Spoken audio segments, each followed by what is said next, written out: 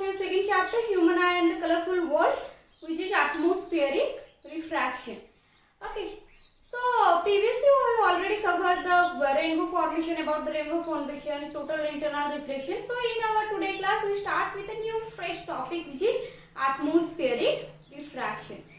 So see, atmospheric refraction, they consist of two words. One is atmospheric, second one is refraction. So first talk about refraction, that what is refraction?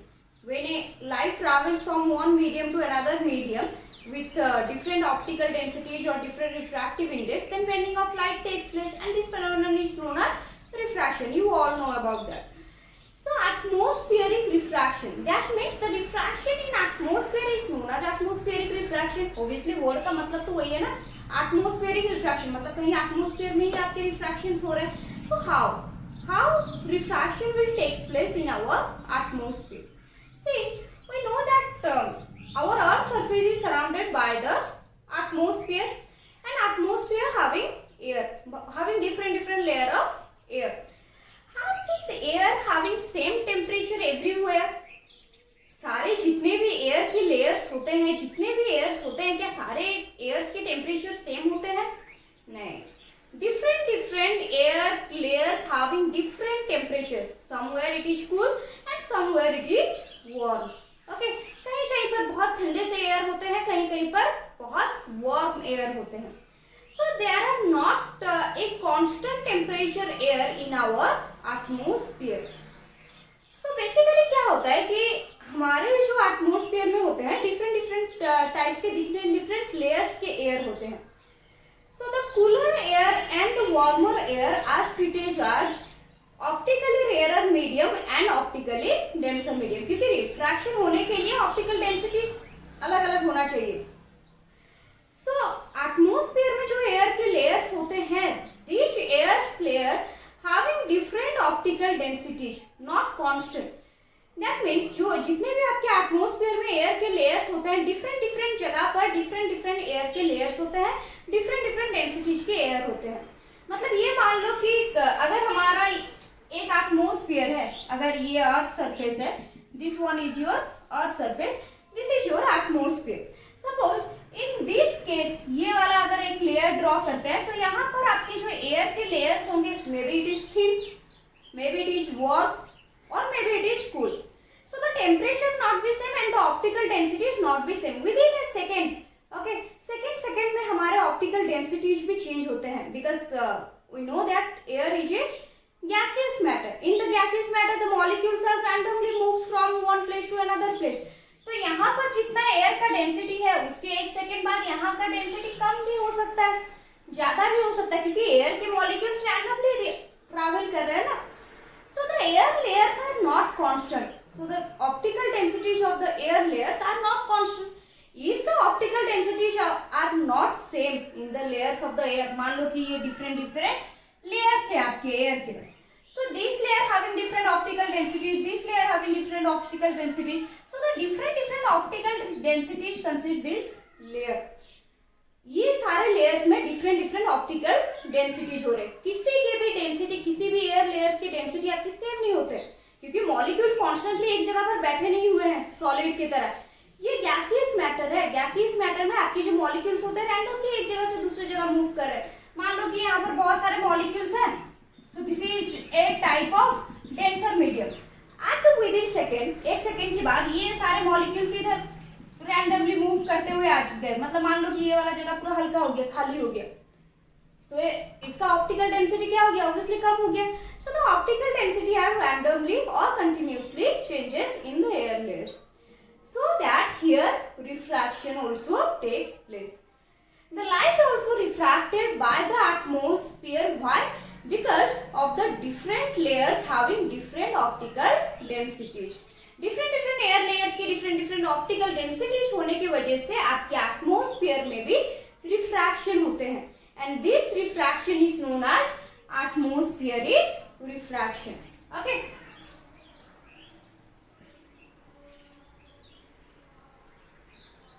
So, what is atmospheric refraction? The refraction through the atmosphere having different layers of air with different optical densities is known as atmospheric refraction. Okay, so atmospheric refraction के बारे में और पढ़ने के लिए हम लोग को ये पहले कंसीडर करना होगा which one is the denser medium and which one is the rarer medium. See, the temperatures are not same in the air layers, different temperatures.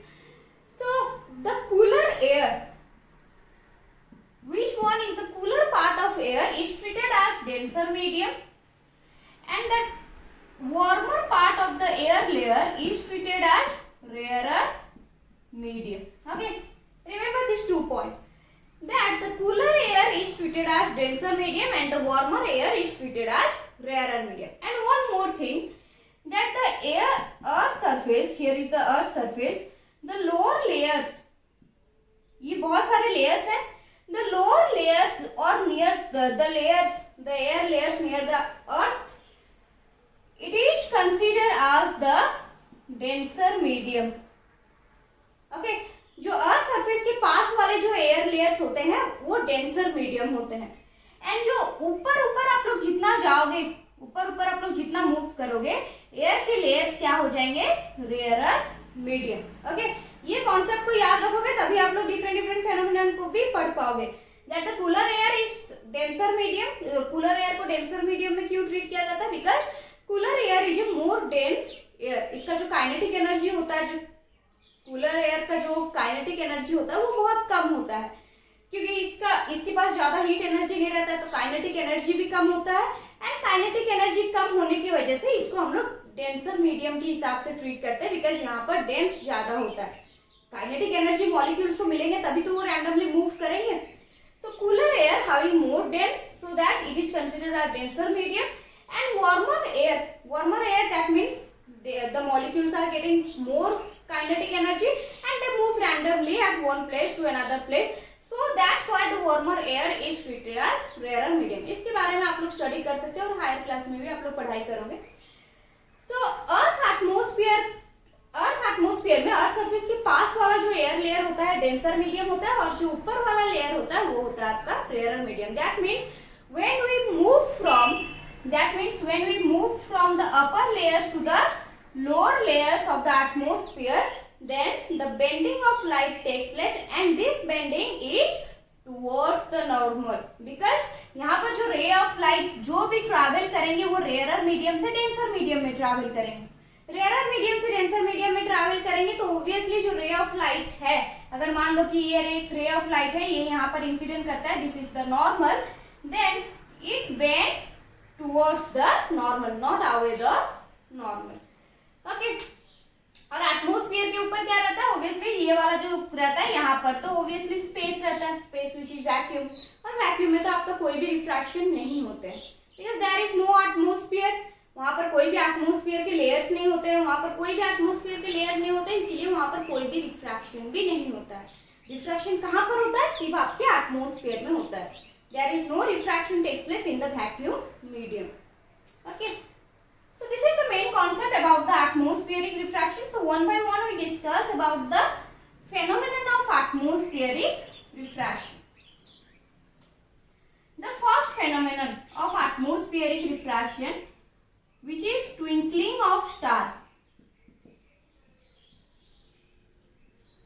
Okay, twinkling of star. See, what is twinkling of star? At the night time, when you see a star, जो star को आप लोग देखते हो वो लोग चमकते रहते हैं ऐसे रात में. कभी देखते हो कि the intensity of the star is get bright, sometime the intensity of the star is get deem.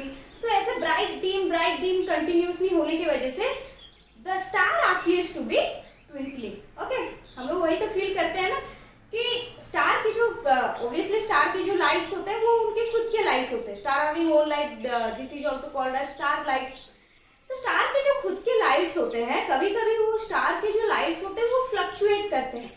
कभी कभी वो लाइट के जो इंटेंसिटी होते हैं इट विल बी मोर, जब वो ज्यादा होते हैं obviously the star is look as bright star. If the intensity is less that means the star is look like a dim star. Okay, कभी ब्राइट दिखाई देता है, कभी डिम दिखाई देता है, that means the intensity is fluctuates within second. So this phenomenon is known as twinkling of star. Okay, उसके वजह से इसको बोला जाता है ट्विंकलिंग ऑफ स्टार। एक्चुअली क्या ट्विंकलिंग होता है, एक्चुअली क्या स्टार ऐसे चमकते रहते हैं, ट्विंकलिंग होते रहता है अपने, कभी लाइट्स को वो लोग ट्विंकलिंग करते रहते हैं। मतलब ये मान लो कि स्टार कभी 100% रे ऑफ लाइट पूरा दे रहा है, तो कभी 20% रे ऑफ लाइट दे रहा है, वैसा हो रहा है क्या? नहीं, स्टार के अपने खुद लाइट होते हैं, एक कांस्टेंट सोर्स ऑफ लाइट होते हैं, वो लोग कभी ट्विंकलिंग नहीं करते, but we see that stars are twinkling. So why? Because of the atmospheric refraction. We can explain this phenomenon due to the atmospheric refraction. See, what happens when the star is मतलब ये मान लो कि यहाँ पर एक star है,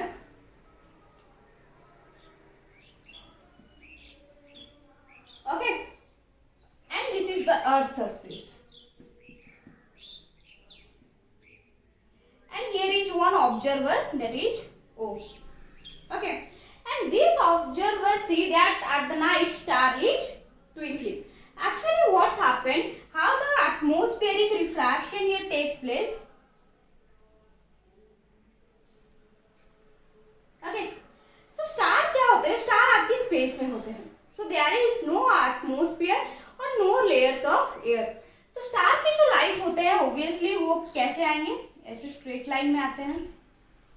okay, star जो भी कंसीडर करते हैं हम लोग, स्टार एक पॉइंट सोर्स की तरह कंसीडर करते हैं। So star light is come straight, obviously light का जो पाथ होता है वो स्ट्रेट लाइन पाथ होता है। Then after reaching the atmosphere what happens? See, atmosphere this is the rarer medium, and जैसे जैसे हम लोग डाउन की तरफ जाते हैं this is the denser medium. Okay, so when the light travels from rarer medium to denser medium, what happens? It bends towards the normal. Okay, तो ये वाला एक लेयर कंसीडर कर लो, तो यहाँ पर एक नॉर्मल ड्रॉ कर लेते हैं। So here it bends towards the normal. Okay, it bends towards the normal. Then again we draw a normal. Then again it bends towards the normal because of the different optical density. Then again we draw a normal.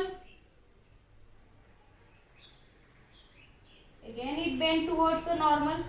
ऐसे ही करते करते observer के आई तक हमें star light मिलता है। Okay, this is the atmospheric refraction. But why the star twinkling? यहाँ पर तो ऑब्वियसली रिफ्रैक्शन हो रहा है, रिफ्रैक्शन की वजह से स्टार ट्विंकलिंग क्यों कर रहे हैं? मेन क्वेश्चन तो वही है ना। सी, मतलब ये मान लो कि आपके हर एक टाइम में इंटेंसिटी चेंज हो रहे हैं, so how the intensity will change? See, the air density, first से ही हम लोग ये चीज डिस्कस कर चुके हैं कि एयर डेंसिटी जो होते हैं वो सेम नहीं होते हैं। ओके, कभी वो वहाँ के मतलब मान लो कि ये पर्टिकुलर एरिया में अगर हम लोग कंसिडर करें ये वाला पर्टिकुलर एरिया, ओके, एयर का जो ये वाला पर्टिकुलर एरिया कंसिडर कर रहे हैं, so in this area suppose the optical density is more.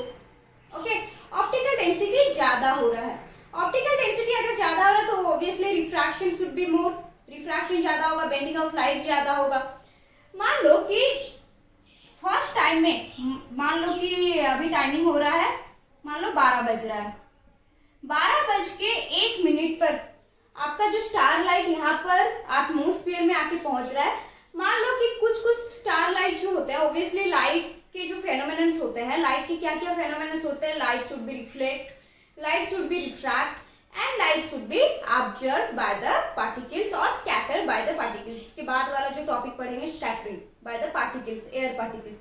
तो कितने सारे फेनोमेनन हो रहे हैं, रिफ्लेक्शन हो रहा है, रिफ्रैक्शन हो रहा है, स्कैटरिंग हो रहा है, ऑब्जर्वेशन हो रहा है, कुछ कुछ पार्टिकल ऑब्जर्व भी कर लेते हैं स्टार लाइट को।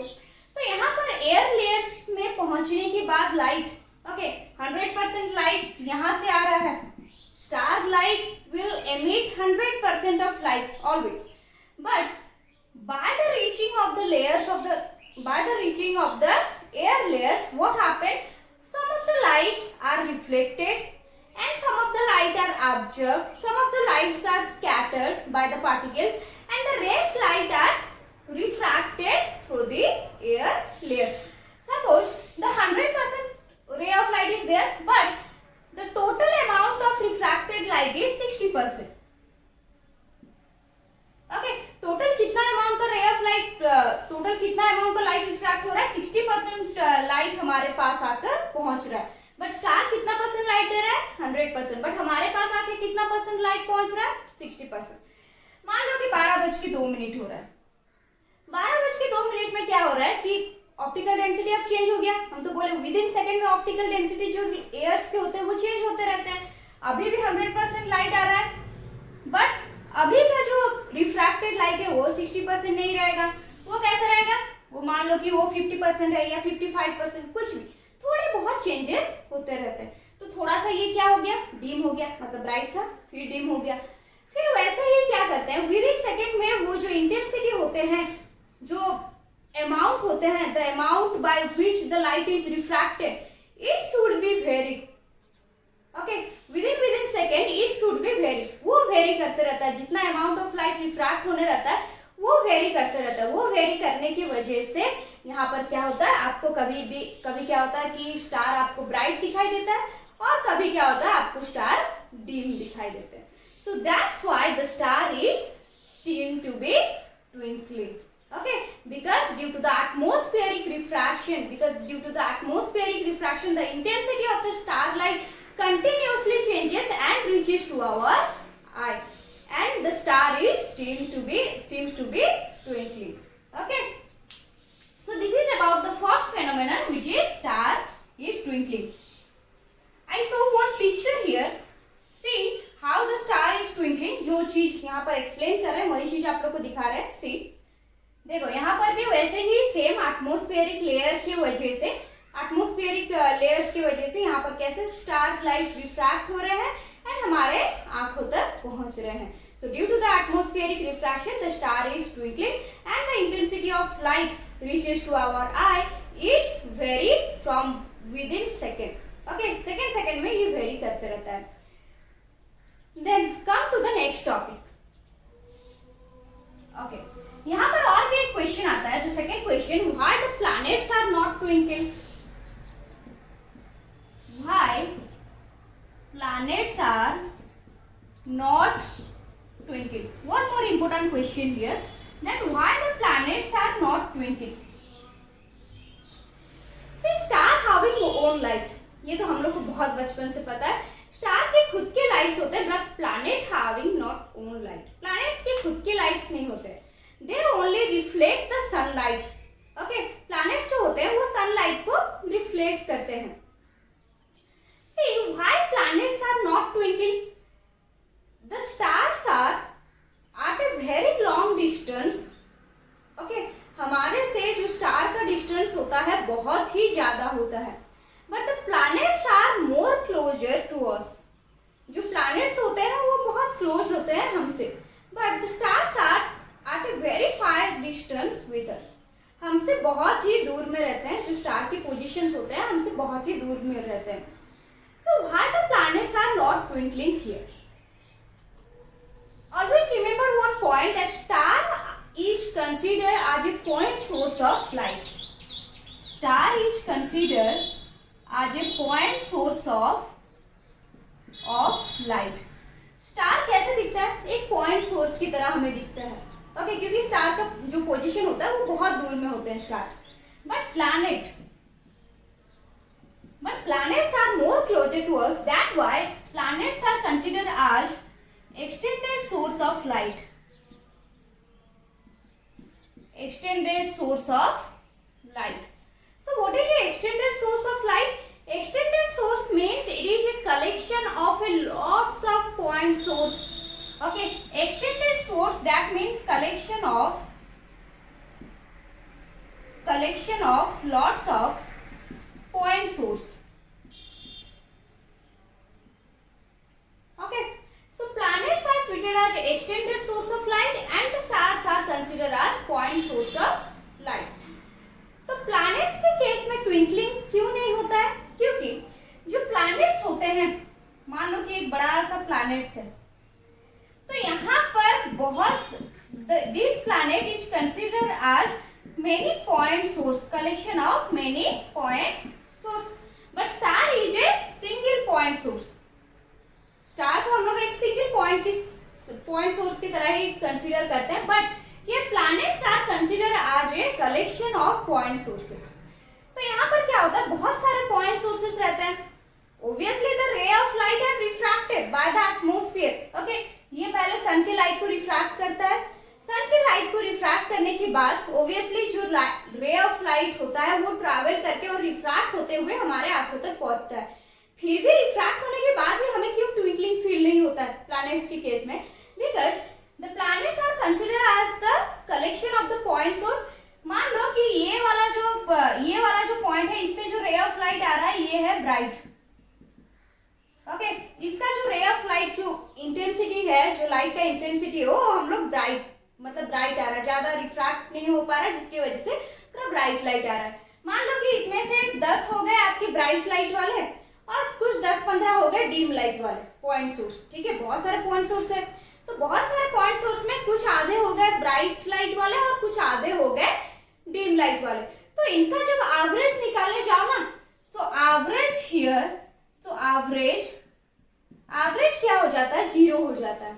मतलब the dim light and the bright light are nullifying each other, neutralize each other. जो ब्राइट लाइट वाले सोर्स होते हैं और जो डीम लाइट वाले सोर्स होते हैं वो एक दूसरे को न्यूट्रलाइज कर देते हैं, कैंसिल कर देते हैं। तो एक दूसरे को कैंसिल करने की वजह से वहां पर क्या होता है, हम लोग को स्टार्स कभी भी ट्विंकलिंग दिखाई ही नहीं देते हैं। मतलब आप लोग कोई भी सिंपल सा एग्जांपल कंसीडर कर लो, मतलब 2-3 यहाँ पर बल्ब जला लो और मान लो कि एक रूम में आप लोग 2-3 बल्ब जला लो। ओके, रूम अंधेरा है, 2-3 बल्ब जला लो और 2-3 बल्ब क्या हो रहा है, आपके जो ये है मतलब छोटे छोटे कम पावर वाले बल्ब जला लो, तो क्या होता है, हमारा रूम फिर भी चमकते रहता है। व्हाई? क्योंकि वो डीम लाइट कहीं ना कहीं इस ब्राइट लाइट को कैंसिल नहीं कर पा रहे हैं, because dim light is more less. अगर एक आप लोग 0 पावर वाला ऐसे बॉल लगा लेते हो, जो बेड लाइट वगैरह होते हैं, एक लगा लो और रूम में 2-3 ब्राइट लाइट लगा दो, एलईडी बल्ब लगा दो, तो कुछ भी असर पड़ेगा? कुछ भी असर नहीं पड़ेगा, because the dim light is not nullifying the bright light. But हाँ, अगर ऐसा होता है कि अगर आप लोग इक्वली लगाओ, equal amount of bright light are there and equal amount of dim light also there, then these lights are nullifying each other or neutralize each other, then there is not seems to be any kind of light. Okay, तो यहाँ पर refraction होते हैं, atmospheric refraction होते हैं, but atmospheric refraction होने के साथ साथ ये जो फेनोमेनन है आपका, जो प्लैनेट्स ट्विंकल नहीं करते, क्यों? Because planets are consider as the extended source of light. Okay, then next come to the next phenomenon of the atmospheric refraction, that is advanced sunrise and delay in sunset.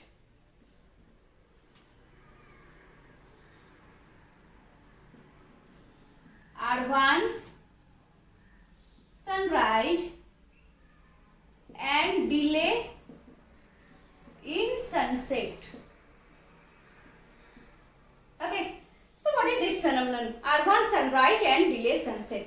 So advanced sunrise का मतलब क्या है? Actually ये मुझे बताओ कि actually sunrise कब होता है? See, this is the earth and we draw one horizon by drawing a tangent to the earth surface. Okay, ऐसे एक ट्रांजेंट ड्रॉ कर देते हैं, this is the horizon. Okay, so horizon का मतलब पता है ना, horizon which is separates the earth surface with the sky. आप लोग कभी वाटर सरफेस वगैरह में देखे होंगे, सी बीच वगैरह में जब सनराइज करते हैं पूरा सेपरेट दिखता है, एक वाटर सरफेस दिखता है, एक अलग से स्काई दिखता है और लगता है कि जैसे बीच में वो लोग डिवाइड हुए रहे हैं। सो this is called horizon. Okay, so what happens कि आपका सन जो है advance sunrise, that means actually sunrise नहीं हुए रहता है, कुछ एडवांस में सनराइज कर जाता है और वो एडवांस टाइमिंग कितना है, that is 2 minute. Okay, that means when the sun is not actually rise above the horizon but we see the sun before 2 minutes before 2 minutes of the sunrise। मतलब actually sunrise नहीं हुआ रहता है but फिर भी 2 minute पहले ही हमें sunrise दिख जाते हैं। ओके, 2 मिनट पहले ही सनराइज हमें दिख जाते हैं। वैसे ही same thing delay in sunset. Delay in sunset मतलब सनसेट हो गया रहता है, मतलब सनसेट हो गया मतलब आपके होराइजन के नीचे आ गया। आपका सनराइज और सनसेट का मतलब क्या है? जब आपका सन होराइजन से ऊपर चले जाता है, होराइजन के नीचे है तो इट इज सनसेट, अगर होराइजन के ऊपर है that means it is sunrise obviously. तो यहाँ पर क्या होता है कि एक्चुअली सनराइज नहीं होता, बट 2 मिनट पहले ही हमें सनराइज दिखाई देता है। Then in during the sunset time actually sunset हो गया रहता है, बट फिर भी हमें 2 मिनट तक सन यहाँ होराइजन के ऊपर नजर आता है। सो डिले इन सनसेट एक्चुअली मतलब ये मान लो कि आपका 6 बजे ऑलरेडी सनसेट हो गया है, एक्चुअली मतलब एक्चुअली सन जो है वो होराइजन के नीचे चले गया है, बट हमें 6:02 तक हमें सन विजिबल हो रहा है। ओके, हमें सन ऑलरेडी विजिबल हो रहा है 2 मिनट तक, फिर 2 मिनट के बाद नॉर्मली जैसे सनसेट होना है वैसे ही हो जाता है। ओके, तो ये होता है आपका advance sunrise and delay sunset by the 2 minutes. Before 2 minutes sunrise and after 2 minutes sunset. Okay, so कैसे होता है यहाँ पर देखो।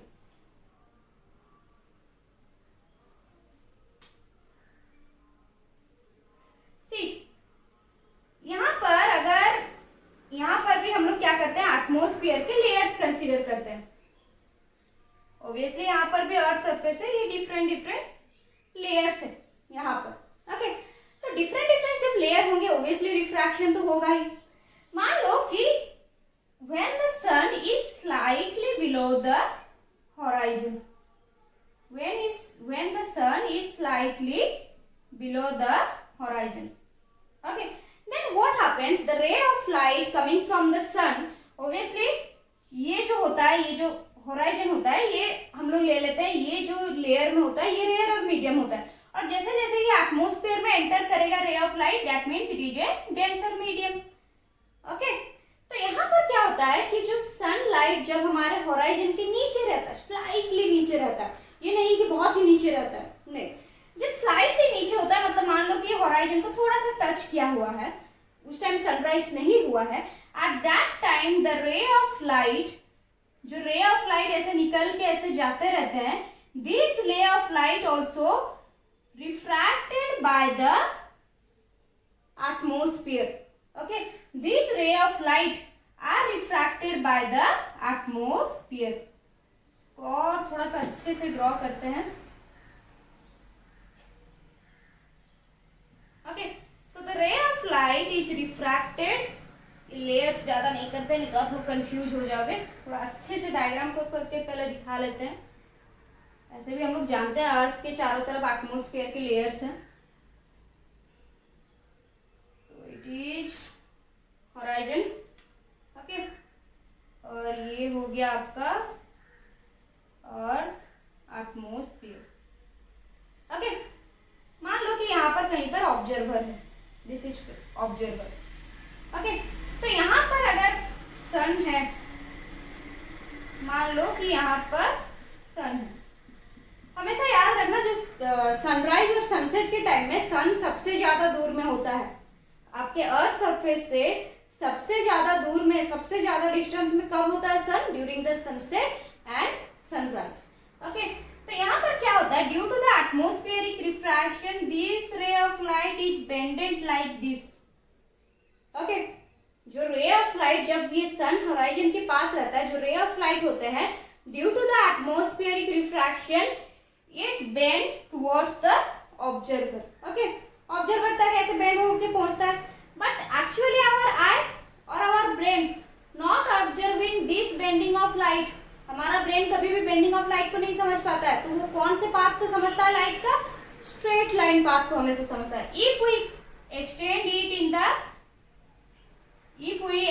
it in the backward direction, we see the position of the sun here. Okay, हम लोग यहाँ पर सन की पोजीशन को देख रहे हैं।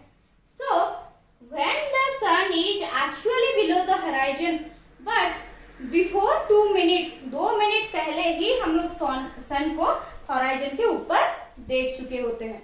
Okay, because due to the atmospheric refraction. तो वैसे ही आपके सनसेट के केस में भी वैसे ही होता है। Actually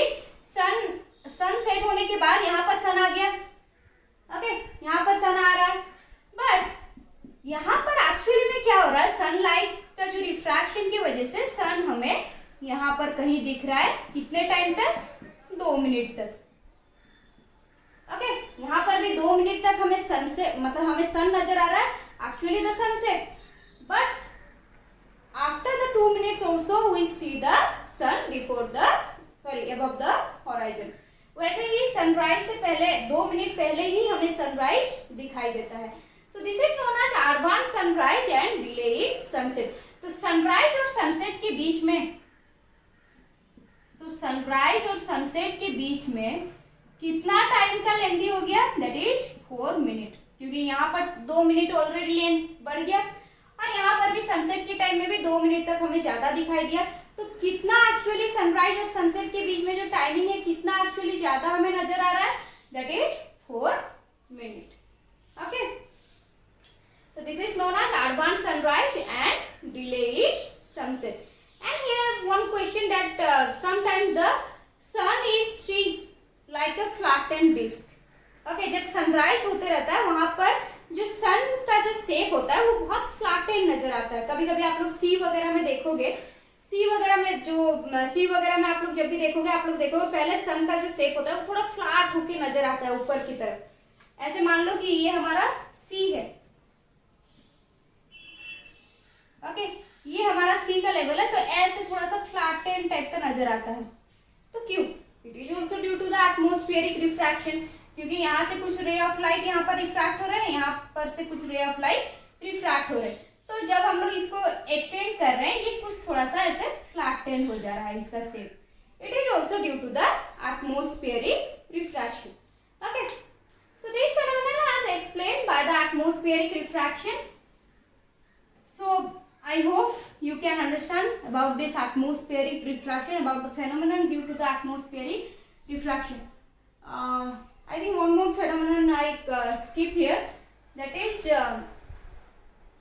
the star is seems to be higher than its actual position। actual position जो star का होता है, actually वो लोग वहां नहीं दिख के it seems to be little bit higher than its actual position। So why? See, here is the earth surface। मान लो कि यहाँ पर कहीं स्टार है, ओके, ये तो आपके डिफरेंट लेयर्स हो गए। मान लो कि यहाँ पर ऑब्जर्वर है। So the star light is come like in the bending way. जो भी स्टार लाइट होता है ऑब्वियसली वो बेंड करते हुए आता है। जो स्टार लाइट का पाथ होता है वो बेंडिंग होता है, because here is the rarer medium and it is the denser medium. Rarer medium से डेंसर मीडियम जाएगा तो ऑब्वियसली रे ऑफ लाइट बेंड होते हुए आएगा। सो इसी वजह से जो रे ऑफ लाइट होता है ऐसे बेंडिंग होते हुए आता है। But our brain can not understand this bending of light. It always follow the straight line path of the light. So we extend it in the backward direction and we see somehow the star is here. Okay, तो हमें यहाँ पर कहीं star नजर आता है। बहुत ही गंदा सा ड्राइंग है, ओके, कोई बात नहीं। तो यहाँ पर कहीं स्टार नजर आता है। So this is known as apparent position of the star and this is known as the real position of the star। ये हम लोग ऑलरेडी रिफ्रैक्शन के इफेक्ट्स में भी पढ़े थे। जो पोंड वाटर में एक कॉइन को डाल दो, it appears to be raised. Okay, ये सारे इफेक्ट्स होते हैं due to the refraction and this phenomenon is known as और this phenomenon is appears by due to the atmospheric refraction. So due to the atmospheric refraction हम लोग क्या क्या पढ़े? That star is twinkling. आज क्या क्या डिस्कस किए, कौन कौन से question? That why the stars seems to be twinkling, why the planets do not twinkle, and why the star appears to be higher to its actual position, then advanced sunrise and delay in sunset। So these or the flattened shape of the sun due to the atmospheric refraction। So these are the phenomena explained by the atmospheric refraction। Okay, so in the next class we discuss about the last topic which is in your second chapter, that is scattering of light। Okay, so I hope you enjoyed the class and understand the points of the atmospheric refraction। Okay, I will share the pictures of the apparent position of the star। See, in this the starlight is bending towards the observer, but when we extend in the backward direction, then it seems to be higher than its actual position। Okay, it is about the why the stars appears to be in the higher position than its actual position. And another picture I share. This is the advanced sunrise and delay in sunset. How the sunrise is advanced, or how the sunrise we see the sunrise before 2 minutes, and after the sunset we see also sun the 2 minutes, for the 2 minutes. Okay, so this is one picture I sharing with you, that is the advanced sunrise and delay in sunset. So I hope you can understand this concept of the atmospheric refraction. So in the next class we start with a new topic. Okay, thank you.